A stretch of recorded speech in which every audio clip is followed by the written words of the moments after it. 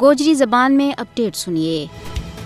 انسانہ نا اپنی پیدائش تو بعد تشخص اور پہچان واسطے نام اور شناخت درکار رہی ہے، چاہے وہ کسی بھی قوم، فرقہ، رنگ یا قبیلہ کے نال وابستہ ہوا ہے۔ کشمیری قوم کی بھی صدیاں تو ایک جداگانہ شناخت رہی ہے، لیکن بدقسمتی نال وہ ایک ایسا فسطائی، ظالم اور جابر ملک کی غلامی ماں اپنی زندگی کا تلخ تیاڑا گزارے ہیں، جس نے اتنا صرف قتل و غارت گری، ظلم و جبر، دوران حراست لاپتگی اور عزتوں کی پامالی کو ایک نہ ختم ہونے والا سلسلہ شروع کر رکھے ہوئے ہے، بلکہ ہون ان کی جداگانہ پچھان یعنی شناخت اور مادر وطن نہ انہاں تو کھسن کی بھرپور کوشش کی جا رہی۔ RSS کی پاڑی بھی مودی حکومت ایک سوچا سمجھا منصوبہ کے تحت مقبوضہ ریاست جموں کشمیر کی مسلم اکثریت نہ اقلیت میں تبدیل کرنے کا غلیظ منصوبہ وار کام کر رہی ہے۔ 5 اگست 2019 تو بعد کشمیر میں ڈومیسائل کا قانون میں یک طرفہ طور پر تبدیلی کر کے